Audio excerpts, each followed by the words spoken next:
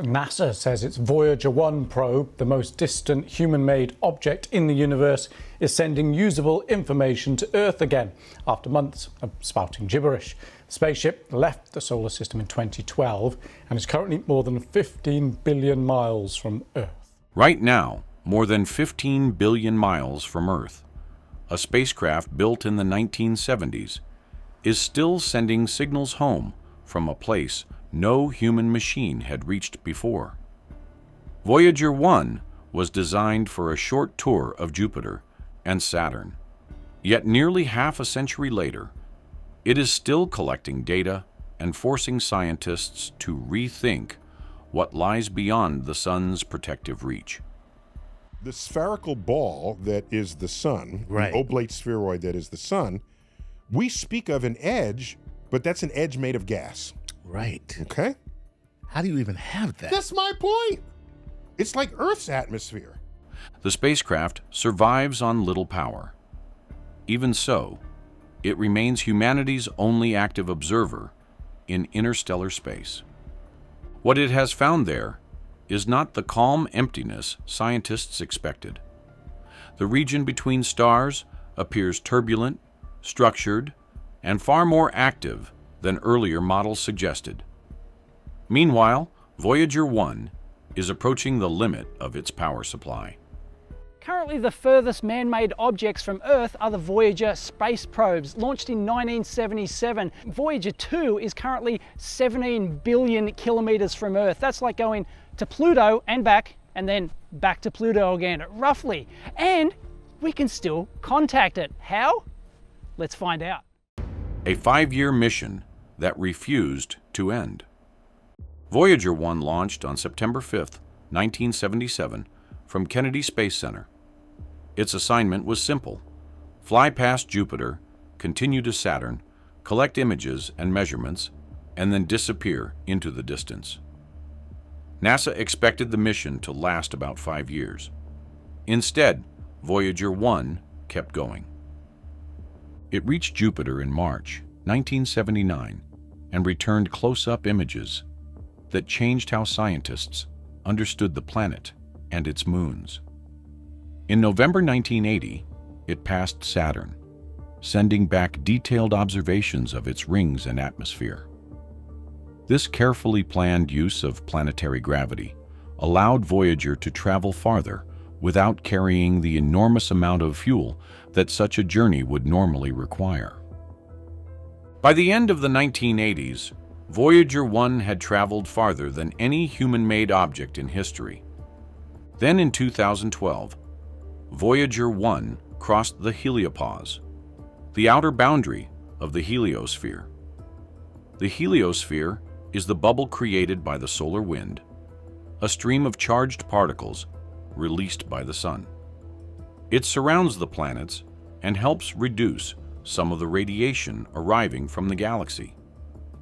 At its outer edge, the solar wind meets the pressure of interstellar space, creating a constantly changing boundary rather than a perfectly fixed line. Crossing that boundary made Voyager 1 the first human-made object to enter interstellar space. Humanity finally had an instrument measuring the region between stars from inside it, rather than trying to understand it only through distant observations and mathematical models. Interstellar space was supposed to be quiet. Before Voyager 1 arrived, models described the interstellar medium as thin, cold, and relatively calm.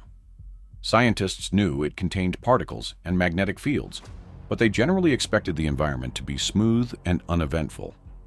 Voyager found something more complicated. Beginning in 2017, its plasma wave instrument detected a narrow, persistent signal in the surrounding plasma. The emission continued for years while the spacecraft crossed hundreds of millions of miles, giving researchers repeated measurements across a vast region.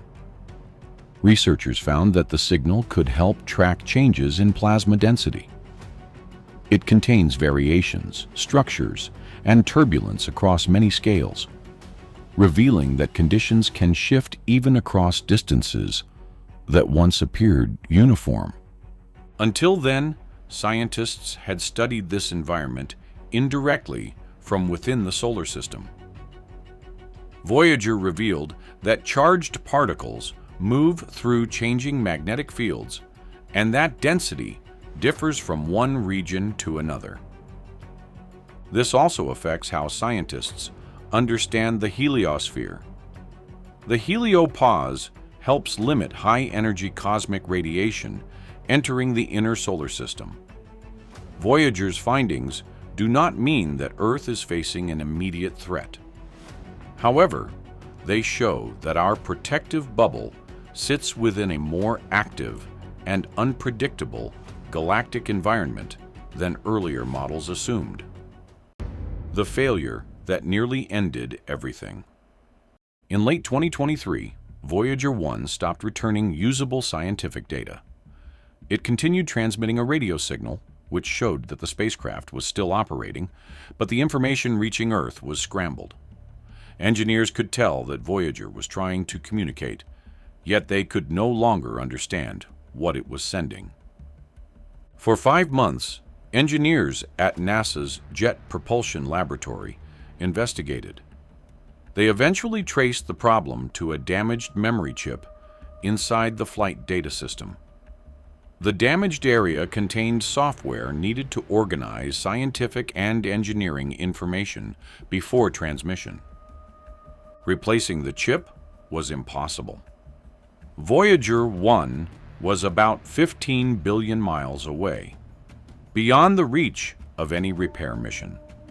No spacecraft could travel there quickly enough to help, and there was no physical backup system that engineers could activate by hand. They could only work through carefully written radio commands. A signal needed roughly 22 hours to reach the spacecraft, and a reply needed another 22. Every test took almost 2 days, even before the returned information could be studied.